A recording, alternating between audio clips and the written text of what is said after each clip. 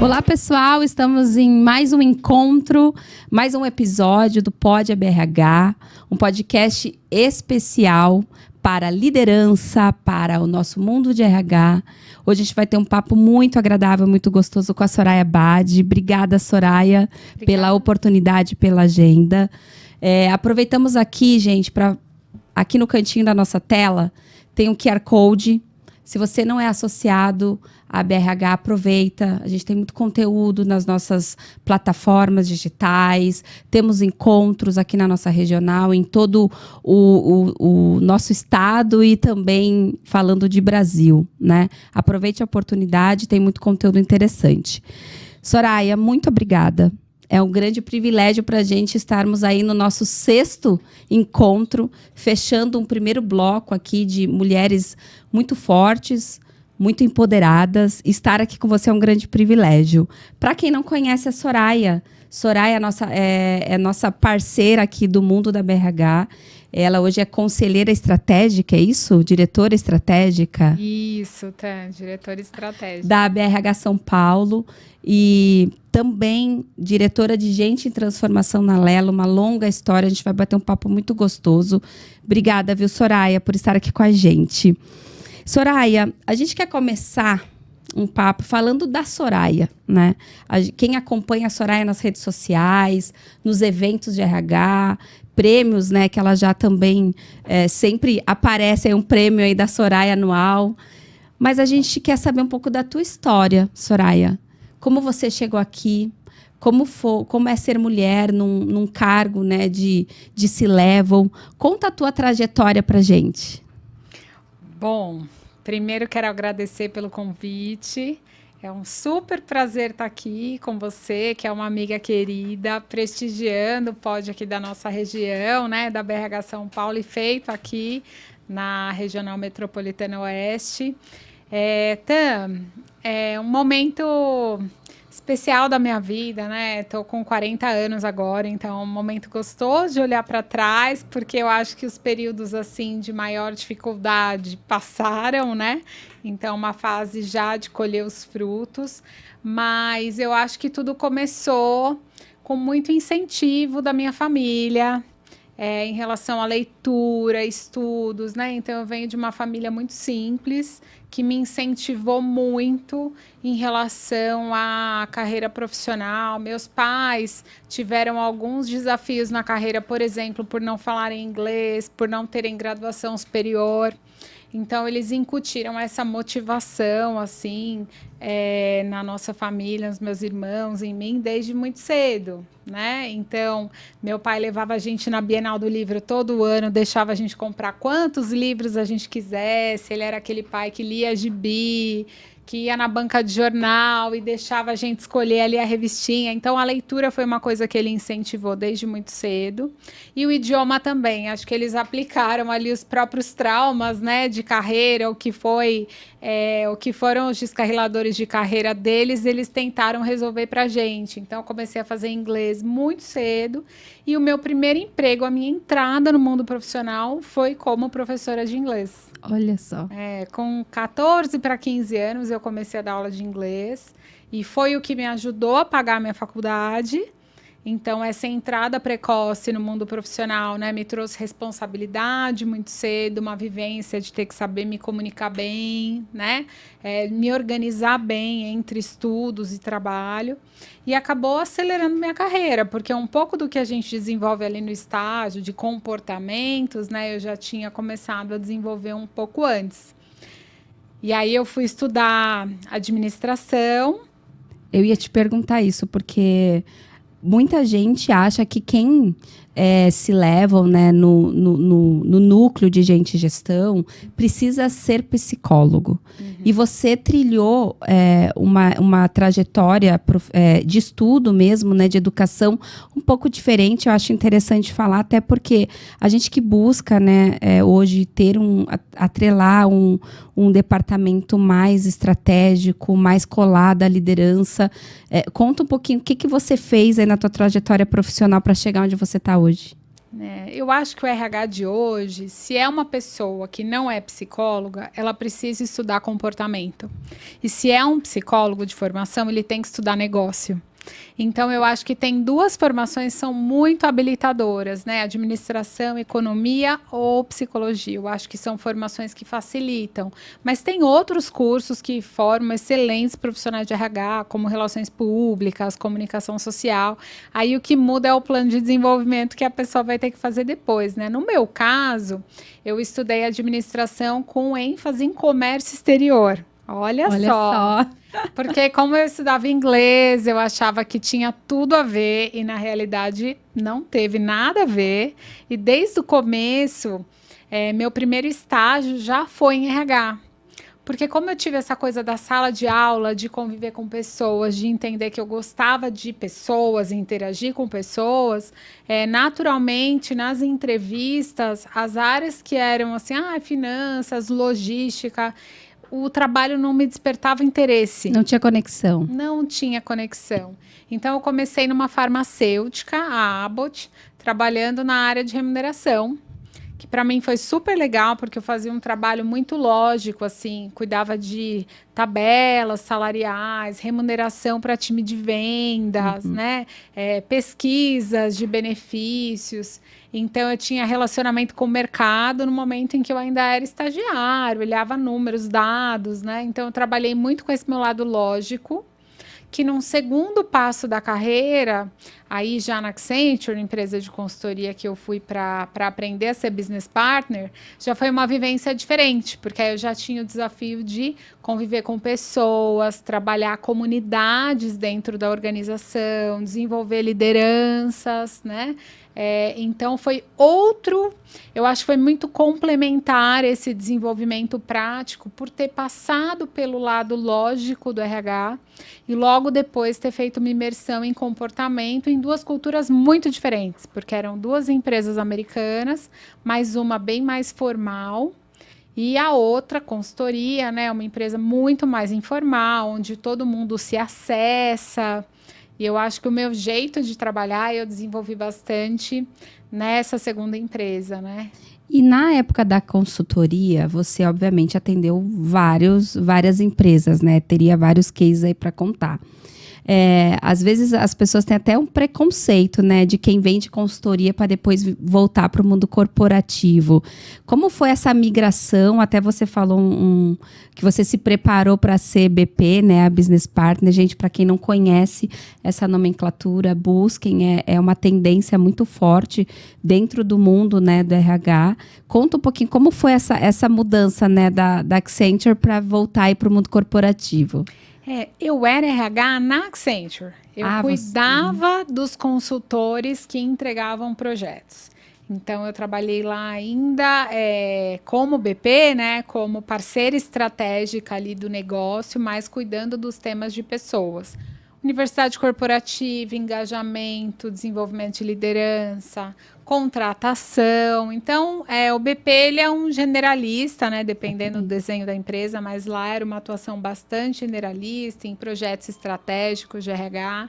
E foi uma época de muito aprendizado acelerado, mas eu acho que nessa experiência, o que mais me trouxe bagagem, assim, para uma atuação de liderança futura, foi a convivência com os sócios da consultoria, né? A consultoria ela é muito menos hierárquica, então você como analista tem contato com sócios muito sêniores, com muita visão de negócio, e eles questionam sem olhar crachá. Exatamente, sem pensar no cargo, né? É um questionamento no mesmo nível. E conforme você vai respondendo, eles vão aumentando o teu desafio. Então, para mim, foi uma vivência muito formadora, porque eu fazia negociações com o CEO da empresa e eu era uma analista, né? Negociações de alocação de pessoas, eu tinha que fazer mediação de conflitos, às vezes, entre sócios nesses temas de alocação. Então, trabalhou competências que talvez numa empresa mais tradicional, como analista júnior, eu não tivesse desenvolvido. Então, foi uma experiência muito boa e minha carreira foi progredindo a partir daí, né? Em outras posições de business partner, em outras empresas, até que eu fui para a TAM em 2010, se não me engano. Estou até na dúvida agora se foi 2009 ou 2010. Eu fui para a TAM também para ser business partner, mas aí já num outro contexto, uma empresa nacional que estava se profissionalizando e queria ter um RH de ponta. Então, fui fazer parte desse momento, ali numa semente inicial, né? Foi um período bem desafiador culturalmente, porque saí de empresas multinacionais, onde as coisas são melhor definidas, vem de fora, muita coisa, para uma empresa onde tudo tinha que ser construído, dependia de muito alinhamento, influência. Eu sempre falo que lá foi uma pós-graduação na minha vida profissional em relação a relacionamentos. Esse jeito assim que as empresas brasileiras têm, né, que você tem que conquistar o seu espaço. Sim. É mais relacional, né? E aí, Soraya, me vem uma reflexão que nós que somos, né, do RH, né, da área de gestão, seja lá como a gente chama em cada uma das nossas empresas, nós temos um privilégio de nos adaptarmos, seja em relação ao business, em relação ao negócio daquela empresa. Né? Você veio de uma consultoria, veio depois para uma empresa nacional, você está falando das mudanças de cultura. O que você deixa de reflexão para essa questão de adaptação? Porque eu acho que hoje o mundo muda o tempo inteiro. Né? A gente vai chegar ainda na tua história atual, mas já dando um spoiler, né? Você falou que você viveu muitos momentos lá onde você está hoje. Mas como a gente, liderança, como nós da liderança de RH, nos adaptarmos? Qual a importância disso para a gente chegar num objetivo estratégico? Eu acho que não existe crescimento na zona de conforto. A zona de conforto, ela tem o papel dela, né? Mas é só saindo dela que a gente cresce. E eu não vejo no mundo como ele está hoje muita possibilidade de evitar mudança, né? Porque tem mudanças que acontecem que independem da nossa escolha. Você pode escolher não mudar de emprego, mas provavelmente a sua empresa vai comprar alguém, ou vai ser vendida, ou vai se fundir, ou vai passar por uma crise de capital e vai ter que reduzir. Sempre tem alguma coisa acontecendo. Eu vou comprar uma casa num sítio no interior, aí a mudança climática vai fazer com que você mude o que você planta. Então, o mundo está em constante transformação e a gente tem que se preparar para isso, né? Eu acho que o nosso cérebro nem foi feito de forma a estar preparado para esse volume, essa constância e velocidade de mudança, mas essa é a realidade de hoje. Uhum. Então é um tema que a gente tem que levar para terapia para aprender a conviver com menos sofrimento, né, Tanise? Eu acho que é esse o caminho. E profissionalmente, olhar para o que se ganha. Porque nos momentos de mudança as pessoas olham muito para o que a gente está perdendo, né? Mas a gente sempre está ganhando alguma coisa. Então, nesse ciclo, por exemplo, na TAM, eu peguei uma época de muita mudança no negócio, de crise, mas crise é oportunidade, né? E nessas mudanças eu tive um convite super bacana para ser head de RH de um negócio novo que a companhia aérea estava lançando, que era uma empresa de fidelidade a múltiplos, que acho que foi até a época em que a gente se conheceu, verdade, né? Foi mesmo. Quando eu era head de RH de lá, e foi uma oportunidade que surgiu num ambiente que estava um pouco caótico naquele momento, né? Mas talvez não seria uma vaga que eu encontraria numa consultoria. Soraya, eu vi uma palestra sua falando desse momento que você viveu e a oportunidade que você viu de se posicionar e de fazer daquela crise uma oportunidade para você, tanto profissional, claro, porque a gente busca, né, um posicionamento, a gente busca um reconhecimento, mas principalmente me chamou a atenção nessa fala, que eu queria tocar nesse assunto, que você entendeu a necessidade daquele momento de crise e não necessariamente buscou só a tua caixinha de RH naquele momento. Conta como foi isso para nós. A gente tem que ser criativo nas situações de crise, né? E o que eu pensava muito nesse momento que a empresa estava passando por uma crise era, se tudo der errado, pior cenário, eu vou sair daqui e vou ficar desempregada, digamos. O que eu vou ter para contar para o mercado? O que eu fiz? O que eu entreguei? E aí eu fui atrás do que poderiam ser essas entregas. Então eu fui como business partner, né? Eu tinha acesso, meus clientes eram os diretores de negócio. Então eu fui entender o que eles tinham de desafio que eu poderia aportar, né? Conhecimento, que eu poderia me dedicar, entregar valor para o negócio. E eu identifiquei algumas iniciativas muito interessantes, estratégicas, em que eu poderia contribuir. A empresa de fidelidade veio de uma conversa dessas, né? Tinha um outro projeto de implantação de um sistema que estava precisando de apoio em gestão da mudança, foi o outro tema, e eu consegui gerar resultado, aprofundar meus relacionamentos, ter visibilidade, tudo isso a partir desse olhar mais criativo e proativo para essa situação de crise, né? Então, sair desse lugar, às vezes, do sofrimento e ir para a ação, né, ir para ação, oferecer ajuda, pedir ajuda, e também foi um momento em que eu construí relacionamentos incríveis, amigos que eu tenho até hoje, né, pessoas muito queridas para mim que viveram esse momento de mudança, de crise junto comigo.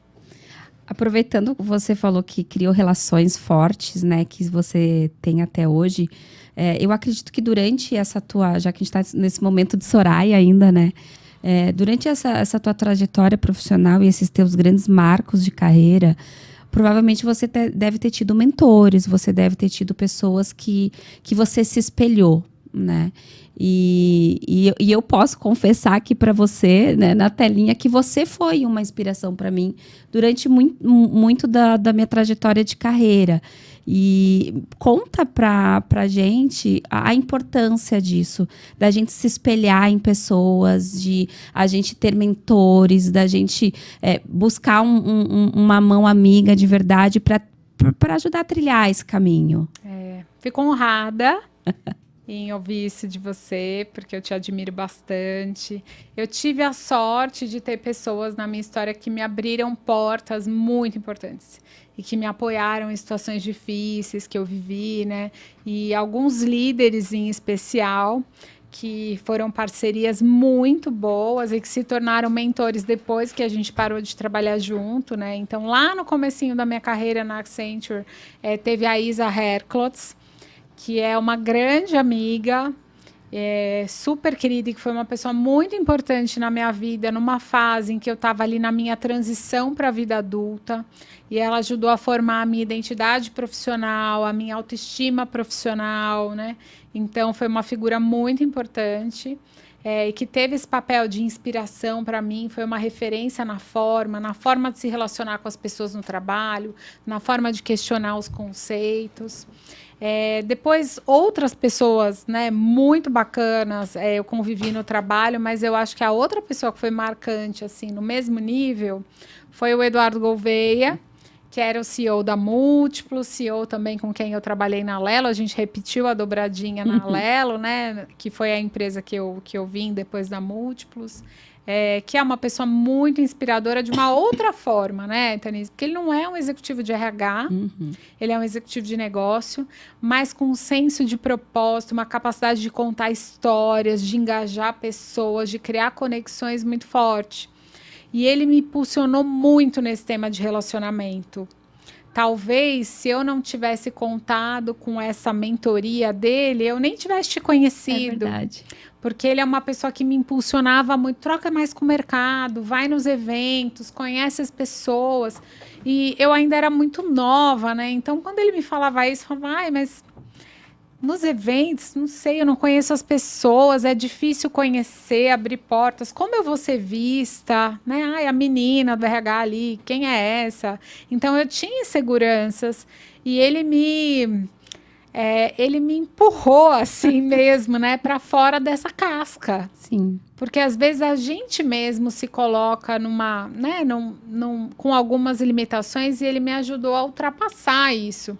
E eu lembro que quando eu entrei na Lelo, uma par minha, a gente foi para um evento e ela falou: Nossa, eu quero ser igual a você, você conhece todo mundo, você chega assim super desenrolada. E eu falei: Gente, Nem sabia que eu era assim. para mim foi assim o selo de deu certo. Mas não nasci assim, Sim. né? Foi um trabalho de evolução, de competências, de buscar isso de forma consciente, que é uma coisa que eu faço muito nas mentorias que eu faço. Eu faço bastante mentoria, especialmente para mulheres, na empresa, algumas fora da empresa, e é um tema que eu trabalho muito, assim, relacionamento com o mercado, conexões, porque os homens fazem isso de uma forma muito natural. É verdade. E as mulheres, muitas vezes, por terem outras jornadas, né, como prioridade, a jornada de mãe, de madrasta, né, que você tem também, colocam assim o networking, a rede de relacionamento, ela em último lugar, né? Mas elas têm uma importância muito grande, não só para o crescimento profissional, mas também para a autoestima profissional, para a saúde mental no trabalho. A gente aprende nessas trocas, a gente aprende a pedir ajuda, a gente aprende atalhos, a gente aprende outras formas de fazer, né? Limites.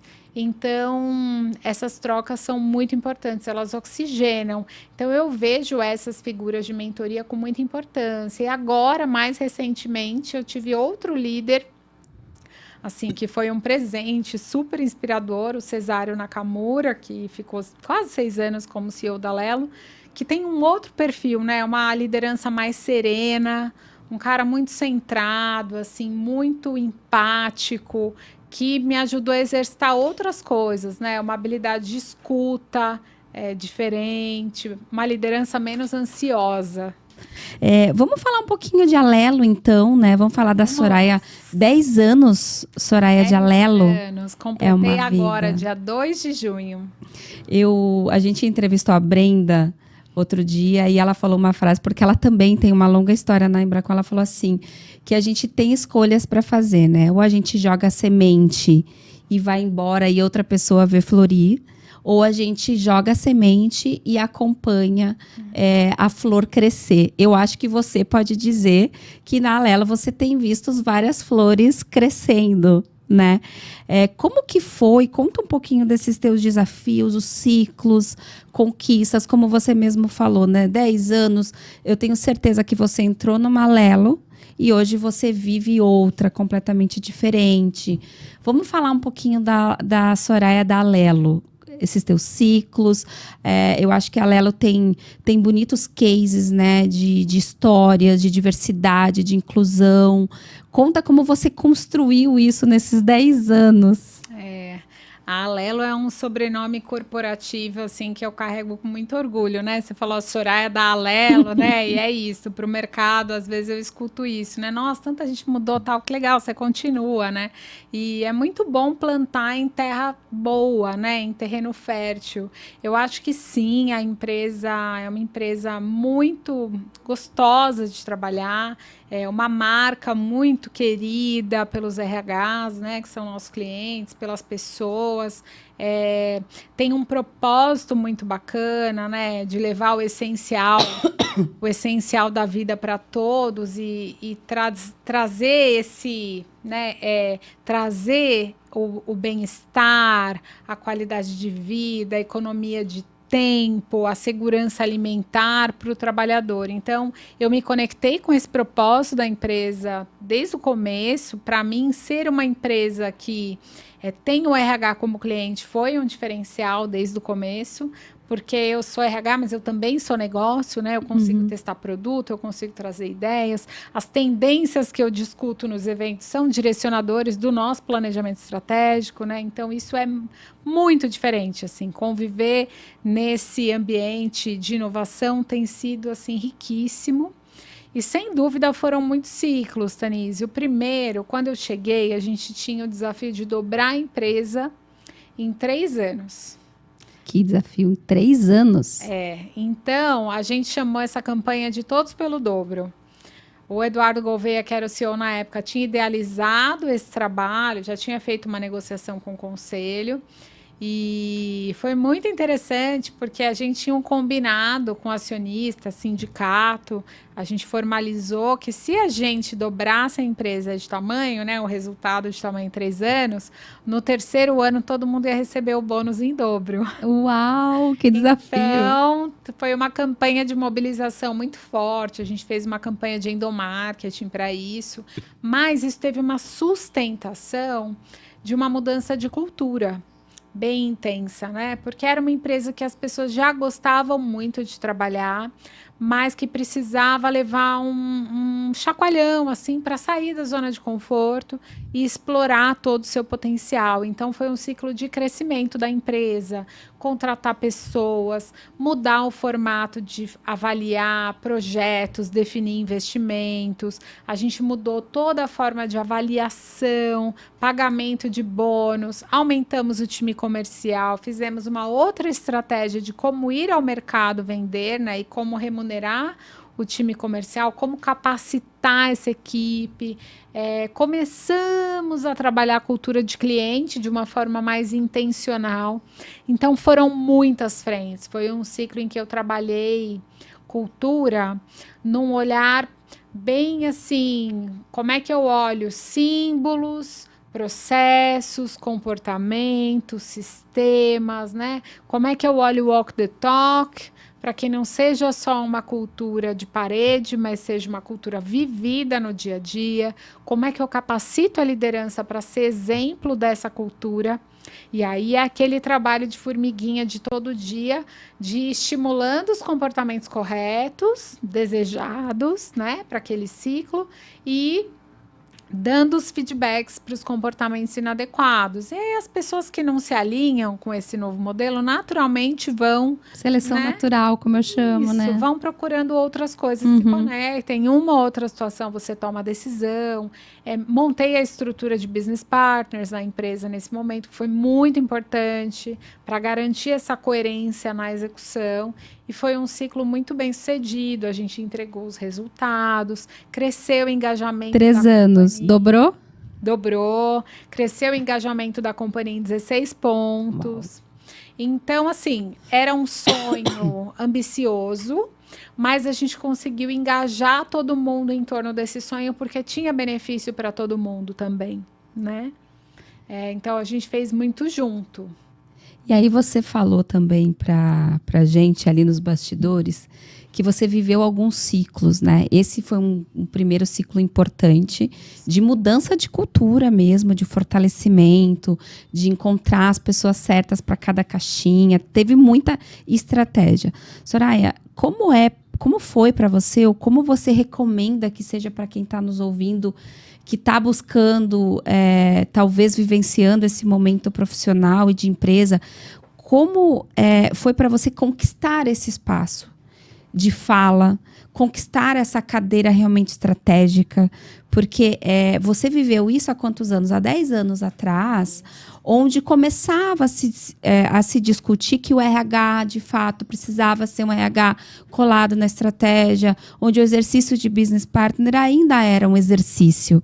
Como você vê hoje, o que você precisou fazer, o que você precisou conquistar para ter a voz de uma mulher, né, de uma cadeira, de realmente mudança, de ser ouvida, né? Então, como eu te contei lá do começo da consultoria, né, eu nunca vivi um RH que não fosse negócio. Para você ter ideia, na Accenture, na consultoria, a gente tinha um diretor de RH, para quem aí eu tô falando o time de BPs que eu fazia parte, né, que cuidava de um grupo específico da consultoria.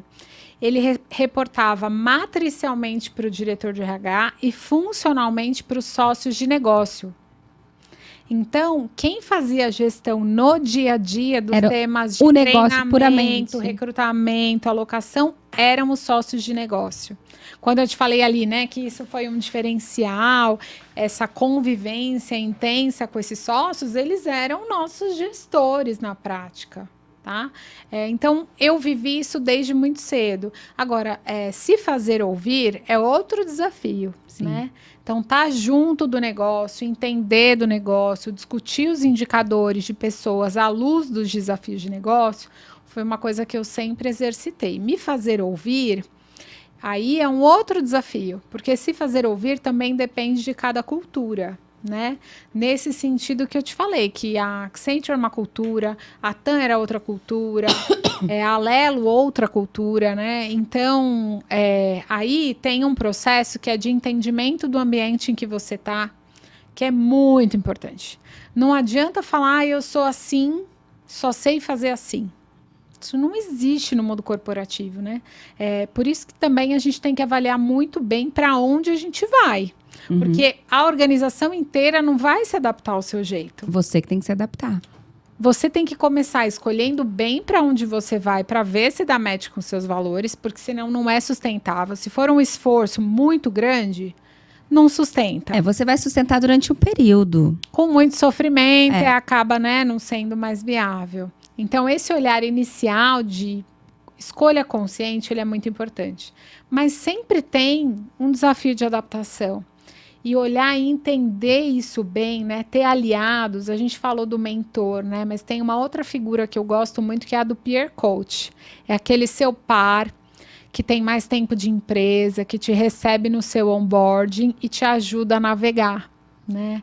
Então, no caso, tanto lá na TAM quanto aqui na Alelo, eu tive pessoas pares, né, outros executivos que me ajudaram muito. Então, quando eu cheguei na Alelo, por exemplo, o diretor de tecnologia, o Danilo Zimmermann, foi um dos que foi assim um super parceiro, né? O diretor de estratégia também foi um super parceiro para me explicar. Eu não vinha do mercado financeiro, para me ajudar a entender a dinâmica do negócio e a partir daí, né? Primeiro, buscar entender, buscar parcerias. Depois, saber fazer perguntas e não ter vergonha de perguntar, que eu acho que é uma coisa onde também muitas vezes a gente se prejudica. Eu acho que a minha pergunta não faz sentido. Difícil, inteligente o suficiente, né? E eu vejo especialmente as mulheres se questionando muito sobre isso. Ninguém perguntou, mas tem dúvida, por que não perguntou? Eu achei que era uma pergunta muito simples. Aí, às vezes, você vê os homens fazendo perguntas bem mais simples, sem nenhum embaraço, né? Então... Sim. Por que tanta insegurança, né? Então, trabalhar essa insegurança é importante, fazer as perguntas e trazer os seus dados, falar do seu trabalho, vender o seu peixe, né? Influenciar. As pessoas olham muitas vezes para marketing pessoal como uma coisa negativa, acham que marketing pessoal é só fazer contatinho no LinkedIn, né? Falar, eu sou maravilhoso. Não é isso, é contar para as pessoas o que você faz, ter um call to action claro, né? Onde eu preciso da sua ajuda? Onde é que você pode contribuir comigo? Construir com as pessoas, né? Colher informação, perguntar antes de formatar uma solução. Dar esse espaço para as pessoas contribuírem com as construções é muito importante. Perfeito. E aí, falando ainda de ciclos e projetos muito bonitos da Alelo, a gente tem visto nos últimos anos a Alelo se posicionando de forma muito bonita em relação à inclusão e à diversidade. Eu acho que, enquanto muitas empresas falam, não quero levantar esta bandeira, vocês levantaram essa bandeira de forma muito clara e têm se posicionado de forma muito bonita no mercado. E eu acredito que tem cases muito importantes até para nos inspirar quem está ouvindo. Como foi imputar isso? Como foi que isso se deu como uma bandeira? Por quê? Né? E que desafios vocês têm vivido aí, histórias, acredito que devem ter histórias muito bonitas para contar pra gente. Tem sim, Tanise. Olha, eu falei desse meu primeiro ciclo na Alelo, né? E esse assunto surgiu no meu segundo ciclo. Eu fui convidada pelo segundo CEO, que eu atuei junto lá, para liderar a área de inovação. A área de pessoas estava bem encaminhada, a gente entendia que tinha um trabalho de continuidade para ser feito naquele momento, e ele me ofereceu para assumir essa área e mais uma área pequena de negócio. Então, quando eu comecei a me envolver com os temas de inovação, o assunto diversidade veio muito fortemente acoplado, porque a diversidade de pensamento que vem de uma composição de time diversa, né? Perfeito. Ela é uma promotora da inovação. Então, todos os estudos que a gente olhava, os números, traziam esse tema para a pauta. Então, além disso já ser um tema de propósito de contribuição social, isso veio também como um tema de negócio. E aí, juntando as duas coisas, a gente ganhou uma força para começar o trabalho. Então, foi um trabalho que começou do zero, né?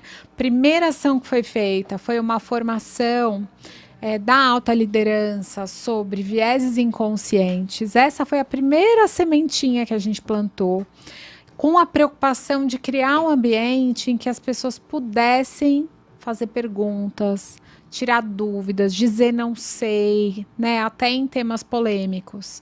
E aí teve uma postura muito bonita do Cesário, que era o CEO na época, né, que na primeira, sei lá, acho que era o primeiro mês dele na empresa, a gente estava num workshop desses, e ele levantou a mão com todo o time para fazer uma pergunta assim, o que é trans? E no momento em que ele levantou a mão, ele, o CEO, né, teve a humildade de falar, não sei, me explica. Todo mundo se sentiu à vontade para perguntar qualquer coisa. Claro, ele abriu a porta, né? Ele abriu o espaço. Exatamente. E a gente foi desdobrando isso. Então, foi uma jornada, né? Eu até apresentei isso no Conara no passado. Foi uma jornada, realmente, porque disso a gente levou a liderança para discutir o que a gente deveria parar de fazer, o que a gente tem que começar a fazer. Aí a gente começou a reformar termos que a gente usava. A gente começou a discutir quick wins, né, ações rápidas que a gente poderia fazer. Então, a gente tem que ter mulheres nos shortlists de liderança, se a gente quer ter mais liderança feminina, né? Qualquer vaga que abra deveria ter. Uhum. A gente tem que parar de usar o termo XPTO porque é racista, né? Então, isso começou a emergir da liderança. Uma outra ideia que surgiu nessa época da liderança de negócio, entendendo, por exemplo, o contexto das pessoas trans, a gente falou, cara, a gente precisa criar o cartão com nome social. A gente tem que dar para o RH a possibilidade, né, de fazer esse ajuste. Então, a gente lançou essa solução lá atrás já, né?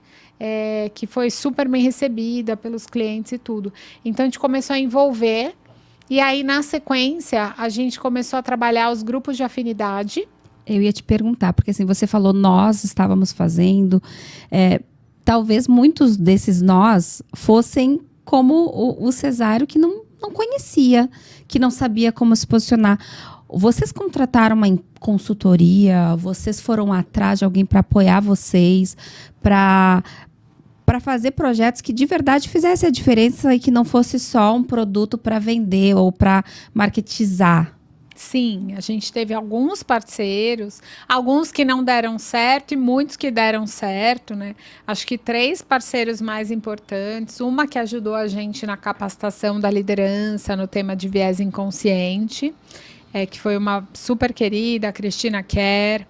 Depois, a gente teve uma parceria muito boa com a Transcendemos, da Gabi, para fazer o censo de diversidade e inclusão, que ia chegar nisso, né? Então, a gente depois foi mapear, olhar os números internos, mas quantas pessoas pretas eu tenho, quantos LGBTs, qual que é, né? Não só a questão de representatividade, mas também de ascensão de carreira, de percepção de inclusão, de respeito, né? De todos os públicos, pessoas com deficiência, LGBT. Então, a gente foi ampliando até que hoje a gente tem mais 2 novos grupos, além desses que eu citei. A gente tem o grupo de diversidade de corpos e de gerações, que são os caçulinhas aí, e a gente teve uma terceira parceira super importante de jornada, que é a Simone Bianchi, que ajudou a gente a amadurecer os grupos. né? Então, transformar realmente em grupos que geram resultado para o negócio. Então, o grupo de afinidade, ele começa muito forte numa dinâmica de acolhimento, de escuta, e esse papel é muito importante. Mas também é importante evoluir disso para um grupo que prototipa soluções para as pessoas e para o negócio, né? Então, a gente teve esse apoio para atingir esse estágio. E aí, o tema de ESG como um todo foi ganhando mais força claro. com o acionista, no grupo, né? Então, hoje a gente tem uma parceria muito bacana com a Elopar, que é a nossa holding, com a Livelo, que é outra empresa do grupo, que tem uma agenda forte também de diversidade, equidade e inclusão, para olhar indicadores em cima desse censo que a gente faz. E esse ano, pela primeira vez, a gente teve metas de diversidade na remuneração de longo prazo da alta liderança, né? Então, a gente reporta um painel de indicadores no Conselho de Administração, tanto ambientais quanto sociais e de governança, mas especificamente o social entrou nas metas da alta liderança pelo primeiro ano, é uma coisa muito simbólica. Sim. Do estágio de maturidade em que a gente chegou. E especificamente, Tanise, no ponto que você trouxe, né, de ser uma empresa que fala, que se posiciona, é muito legal ouvir isso. Quero contar essa história. Adoramos histórias. A gente começou a ouvir feedback do pessoal dos grupos de afinidade, alguns anos atrás, de que a gente não falava. Tem algum problema? Por que a gente não fala de diversidade, né, no LinkedIn? E aí a gente falou, pessoal, a gente só é cuidadoso para não parecer que a gente está fazendo ali um social washing, né? A gente quer ter bastante coerência para falar antes de sair falando. A preocupação não é fazer para postar. A gente quer fazer porque a gente acredita que isso é a coisa certa a ser feita. E aí o feedback que a gente teve do pessoal dos grupos foi: mas a gente já é coerente. Vamos comunicar para inspirar outras empresas a fazer também. E aí, com esse chacoalhão... Olha que só, eles mesmos pediram. Exatamente, super empoderados, né? Eles falaram, já está na hora, já passou da hora, vamos lá. E aí, a gente começou a assumir com mais propriedade esse papel de comunicador, de influenciador, e faz sentido, porque, veja, a Lelo tem 150 mil empresas clientes, mais de 10 milhões de usuários. Como é que eu me comunico com esses públicos, né? Como uma empresa que respeita, porque a grande palavra dentro do nosso programa Diversidade Todos é o respeito. Respeito é inegociável, né? Foi até uma das campanhas que a gente fez. Então, como é que eu ecoo o respeito em todos os stakeholders com quem eu convivo, né? Então, hoje em dia, a gente faz isso com muito mais clareza em relação a isso ser parte do nosso propósito e do nosso legado. Ô, Soraya, e como trabalhar dentro da Incorp movimentos que não necessariamente se incomodem com isso, mas que tragam... o contrário disso, ou traga um incômodo pessoal. Você falou do respeito. Isso. Vocês vivenciaram pessoas ou grupos ou movimentos que se sentiam inseguros para essas bandeiras, para esses projetos? Sim. É comum, a gente está vivendo numa sociedade super polarizada, né? E a gente deixa muito claro que para a gente não são temas políticos, são temas relacionados ao respeito e à inclusão de todos, né? Uma coisa, por exemplo, que é super questionada é a linguagem neutra. E a gente sempre explica, né? A gente não está forçando ninguém a usar a linguagem neutra, mas respeite que a empresa usa, porque tem pessoas que fazem parte da empresa que se sentem mais incluídas ouvindo essa linguagem. Então, a gente não está pedindo que ninguém adote pessoalmente. Você pode adotar pessoalmente ou não por convicção sua. Mas na organização decidimos usar porque isso impacta positivamente pessoas que trabalham com a gente. E a agenda é sempre do respeito. E isso ganhou tanta força que hoje a gente tem um canal de ouvidoria que a gente divulga bastante e muito nessa agenda, né? Então, por exemplo, no banheiro eu tenho ali na porta do banheiro uma plaquinha falando a nossa empresa se posiciona contra qualquer tipo de atitude desrespeitosa. Se você passou por alguma situação de assédio, homofobia, racismo, denuncie, o número é tal, né? E a gente atua em cima de qualquer caso que esteja fora do nosso código de conduta, porque é pelo respeito que a gente trabalha. Incrível. E teve algum momento que, eventualmente, vocês, como instituição, estavam achando que estavam incluindo e, eventualmente, esse grupo trouxe, falando assim, opa, eu não estou me sentindo confortável? Você trouxe uma história aí para mim, talvez, da festa? Olha, a gente, às vezes, a gente assume coisas, né, sobre o outro. E eu acho que uma parte do nosso processo de evolução tem sido não assumir, perguntar. Né? Perfeito. E os grupos de afinidade são um campo de escuta muito fértil. Então, coisas que a gente fazia no piloto automático, por exemplo, eventos, a gente não faz mais. A gente tenta sair do piloto automático. Tá? Então, o exemplo que eu te contei ali nos bastidores, né, das festas. Será que uma pessoa autista não vai na festa porque ela prefere não? Ou porque é muito barulho e ela não aguenta, né? E se essa pessoa tivesse um espaço silencioso e mais escuro dentro do evento, da festa, da convenção, para ela poder descansar dos estímulos e poder estar lá, né? Mas ela fica um pouco no espaço de convivência, fica com fone, depois ela vai um pouco para essa sala, né? Mais tranquila, descansa, se energiza, volta, né? Então, pequenas ações. Um outro exemplo, né? A gente começou a reservar espaços próximos do palco para as pessoas do time que tem nanismo, que querem dançar, curtir o show, mas ficavam, às vezes, ali numa situação, né, complicada, no meio do pessoal, ali da concentração de pessoas, né? Então, são pequenas coisas. Uma mãe que está amamentando, que acabou de voltar de licença maternidade, será que ela quer ir ao evento? Será que ela não quer? Se ela quiser, ela consegue ir sem o filho? O que a gente pode flexibilizar? Essa pessoa poderia ficar num quarto sozinha para poder levar o marido, a mãe com o bebê, porque ela consegue amamentar e participar do evento.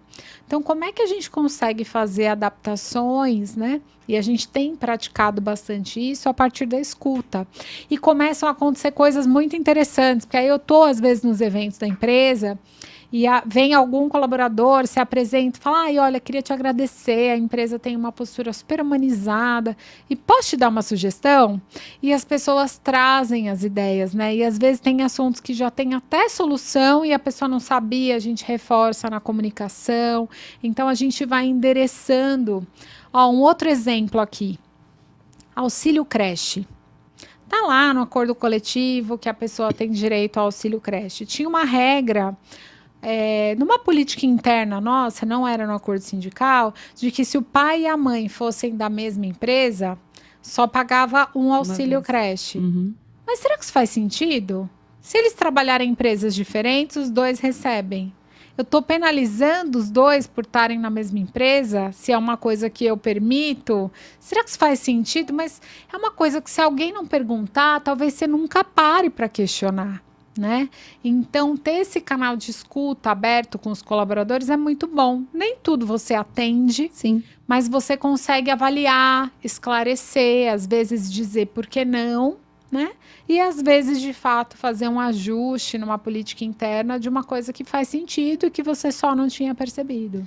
Não, e eu acho que isso traz uma reflexão não só para o tema específico de diversidade que a gente está falando, mas o papel que o nosso departamento tem de ouvir, né? Muitas vezes a gente traz um grande projeto, tivemos uma grande ideia, vamos entregar um produto incrível e muitas vezes não é aquilo que as pessoas querem. Então, eu acho que fica aqui uma reflexão, né, Soraya, de nós olharmos para a empresa, não só no sentido de que nós é que sabemos o que a empresa precisa. Se a gente der ouvido, se a gente der voz às pessoas, muitas vezes eles trazem reflexões muito mais profundas e talvez projetos que fariam muito mais sentido para eles e trazendo, obviamente, uma satisfação melhor para as pessoas, um engajamento melhor delas para o trabalho. Tem uma prática que a gente tem na Lelo muito bacana, vou aproveitar para dividir aqui com vocês do Pod.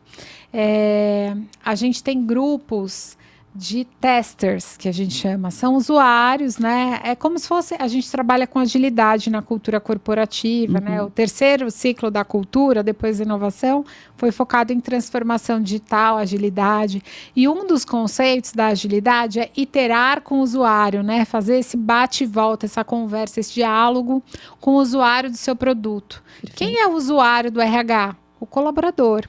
Então, a gente formou grupos de colaboradores que testam as soluções de RH. Eu repliquei a demografia da empresa nesses grupos e toda vez que eu vou fazer uma mudança, eu mostro para o grupo. Funciona como se fosse uma sala espelho, né? Mas é feita num formato mais simples e eles dão feedbacks. Então, vou dar um exemplo. Estou mudando o modelo de avaliação de desempenho. Eu pego as principais premissas da mudança e levo para debater nesse grupo. Não tem nenhum compromisso de que eles vão decidir o futuro. Eles vão ponderar e trazer feedbacks sobre as propostas. E aí, quando eu vou discutir isso num comitê de pessoas, né, numa reunião de diretoria, eu tenho dados do meu colaborador, usuário da solução, sobre aquilo vai funcionar, não vai funcionar, está direcionando para a cultura que eu desejo ou não. As pessoas entendem essa mensagem? Vai dar engajamento, né? Vai dar liga. Ô, Soraya, e aí nem tá aqui na pergunta, mas fica à vontade se você não quiser responder. Mas eu estava refletindo aqui, quando a gente está numa cadeira de C-level, a gente muitas vezes toma decisão ou desenvolve os produtos, vende os produtos, né, para um conselho e tal, mas a gente precisa de um apoio para que isso efetivamente aconteça. E aí eu estou falando de verdade das equipes que a gente tem. Eu sempre parto de uma premissa que eu preciso ter uma equipe que eu confie, que esteja engajada e que o propósito dessas pessoas, e falando ali de equipe de pessoas mesmo, estejam ligadas ao meu propósito e ao propósito que a gente está se determinando como empresa. Eu acredito, obviamente, que para você ter todo esse sucesso que você teve durante esses 10 anos, você, obviamente, teve uma equipe realmente facilitadora que está engajada. Como você trabalha esse engajamento? Como você falaria aí da tua equipe hoje? Ou histórias aí Porque às vezes a gente tem uma ideia incrível, chegar lá e a equipe não compra a ideia, e aquilo ali não vai acontecer, né? Sim, esse acho que é uma das partes assim, mais gostosas, né? Do trabalho hoje em dia, é mentorar pessoas e desenvolver times, né? Desenvolver futuros líderes. Eu trabalhei com gente muito boa, assim, tive muita sorte. Eu costumo dizer, quando eu chego nos lugares, né, que a minha proposta de valor como líder é desenvolver as pessoas para desafios maiores, para outros passos na carreira. Então, começa por um entendimento de qual o seu momento. O que você quer da sua vida e do seu trabalho agora? Né? Onde você se vê, para onde você gostaria de se movimentar. Então, eu sempre tento começar conhecendo as pessoas e ouvindo sobre os objetivos. Enquanto isso, eu começo a entender a estratégia do negócio, e aí tem um trabalho muito importante, mas que nem todo executivo faz, mas que eu recomendo que faça, que é desdobrar isso de forma clara para o time. Então, é aquele trabalho de pegar os direcionadores de negócio, mastigar, né, e produzir disso um mapa estratégico do RH. Como é que o time de gente, de pessoas e cultura vai trabalhar isso na prática, né? Então, quais são os objetivos desse time, quais são os desafios, que processos você vai mexer e quais são os habilitadores, que competências você tem que desenvolver nessa equipe, que investimentos você tem que aprovar para isso acontecer. Porque tudo que você vai fazer, você volta para esse mapa, né? Tá conectado com onde a gente quer chegar? né? Tá desenvolvendo um dos habilitadores que a gente precisa ou que o negócio precisa? Tá endereçando um dos desafios, uma das dores, né? E trazer essa clareza para as pessoas ajuda muito, porque todo mundo entende a direção. E quando começa a sair um pouco, é fácil trazer de volta. Sim. Né? E eu tenho também um cuidado muito grande, Tanise, em dizer as coisas que precisam ser ditas. Cada vez eu tento melhorar mais a minha forma, a minha assertividade nessa passagem da mensagem, mas como líder eu tenho essa verdade, né? As pessoas, e aí eu nem estou falando só dos meus liderados, né? Os líderes da empresa como um todo, eles sabem que se eles perguntarem o que eu acho, eu vou responder de forma honesta. E isso faz toda a diferença, porque tem muita gente no mundo corporativo que evita conversas difíceis. Sim. Né? E eu acho que como RH a gente precisa ajudar as pessoas a terem as conversas difíceis, ajudar as pessoas a superarem esse bloqueio. E como fazer isso se você mesma evitar, né? Verdade. Então, antes de falar para os outros, a gente tem que fazer na nossa caixinha ali, né? Então eu tento quebrar esse padrão e construir relações muito honestas, muito verdadeiras, né? De falar, de ouvir, tá? Então, tive bons frutos aí de pessoas que eu formei, que estão super bem, né? Bem felizes na carreira. Eu lembro de uma situação específica de uma liderada minha que falou assim, eu quero crescer, eu quero assumir eu quero ter outros desafios, mas eu não penso em uma cadeira como a sua, de diretoria. Eu falei, por que não? Não, eu acho que não dá para conciliar com a vida pessoal e eu quero ser mãe ainda de novo, aí eu acho que não dá. E eu falei, olha, eu acho que dá. E eu acho que dá para conciliar com a vida pessoal. Eu não vivo só para trabalhar, eu trabalho, mas eu também tenho vida, tenho amigos, né? Tenho marido, eu leio livros, assisto filmes, né? Viajo. E aí eu falei, observa um pouco, porque talvez você esteja se limitando em cima de outros modelos que você observou, e os modelos que você viveu não são únicos, existem outros, né?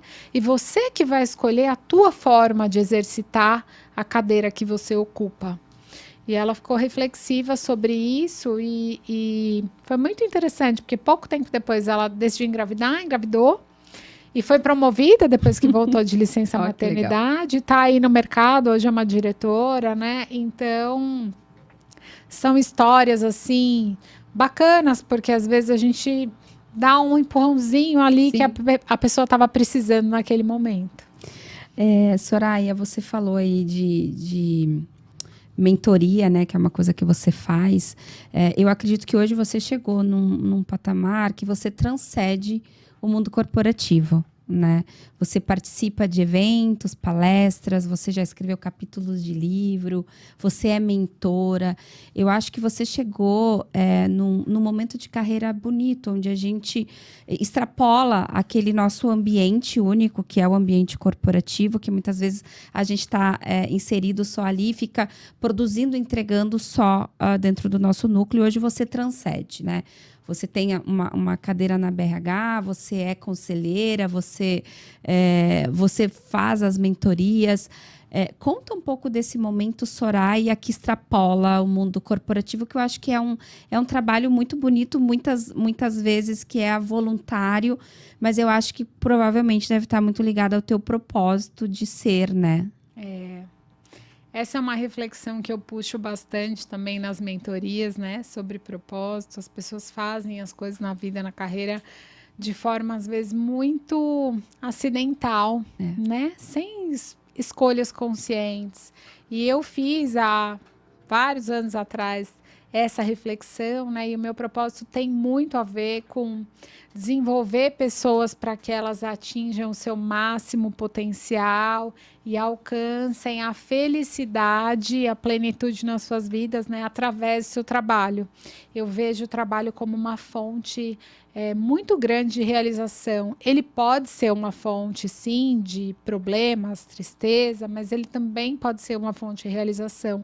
E como a gente constrói esse ambiente organizacional e as relações dentro dele, que faz toda a diferença, né? Então, eu tento ser essa promotora de ambientes de trabalho saudáveis que promovem o potencial e a felicidade.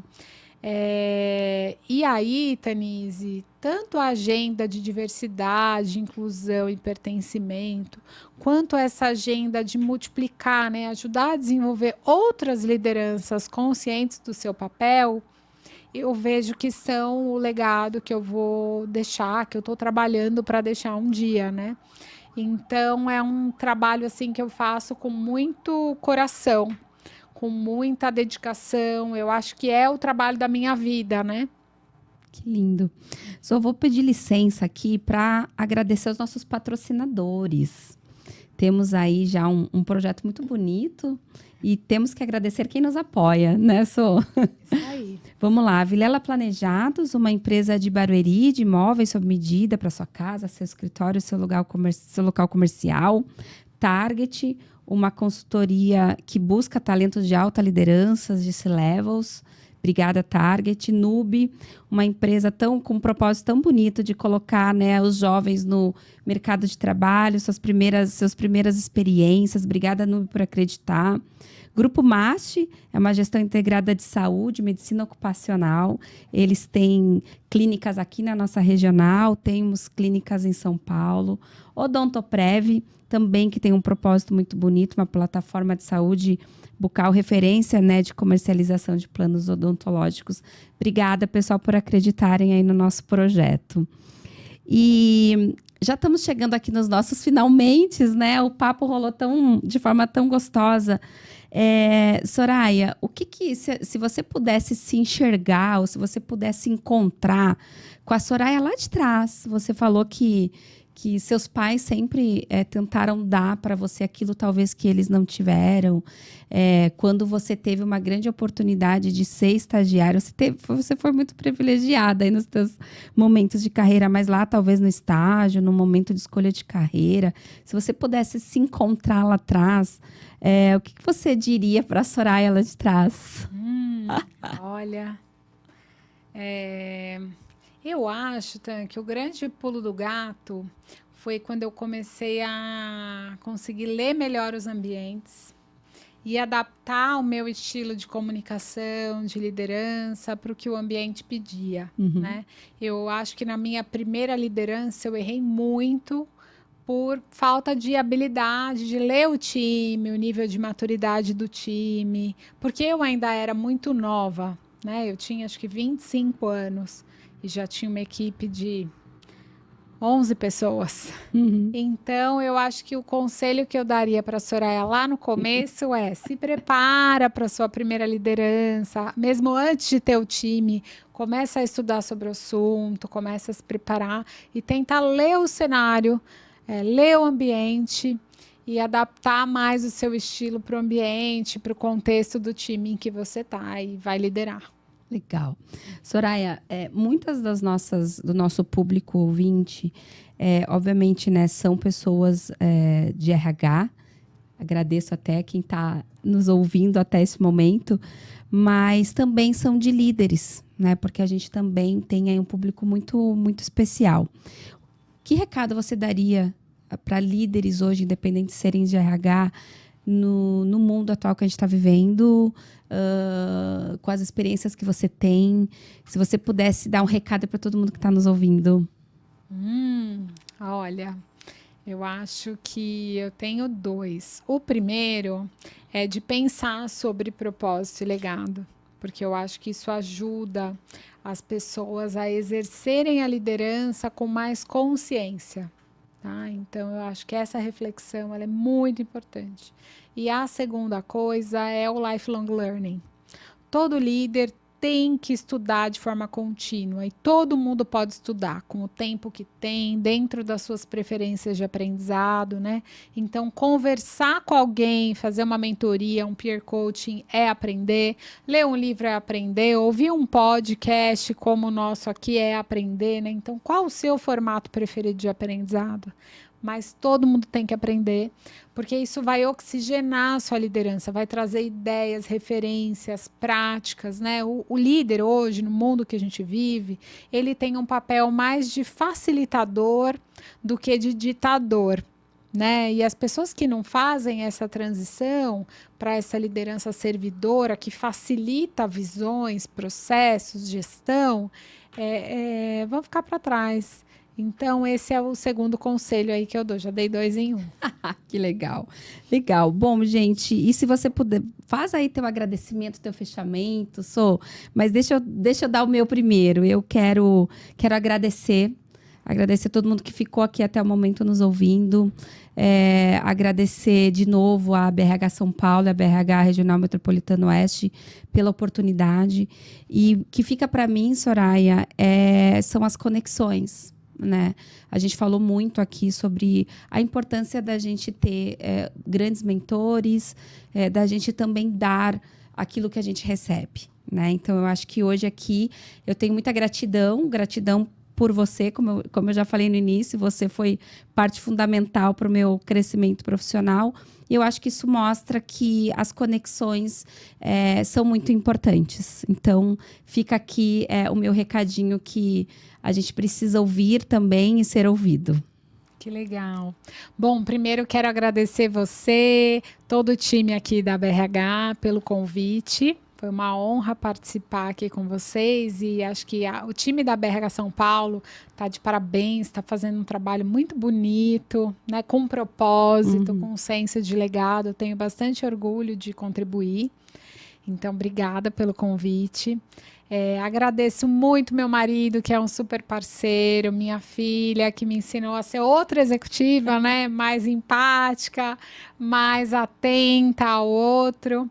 E o meu time, eu acho que sem time a gente não chega em lugar nenhum, né? Lá na Lelo a gente fala que o time número 1 é o time da diretoria.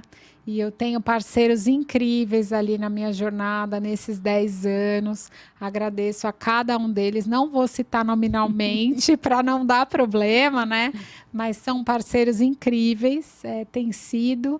E o meu time direto de agilistas e de profissionais de RH, a gente tem feito um trabalho muito bacana, consistente, que faz a diferença na vida de muita gente na empresa, dos nossos clientes. Então, agradecer a Carol, a Marina, a Cris, a Bruna e a Bianca, que hoje estão diretamente comigo, um time de mulheres no nível 1, né? Tem homens no nível 2 também, mas hoje, por uma coincidência, o nível 1 são todas mulheres, mas um time incrível. Legal, obrigada. Obrigada, pessoal.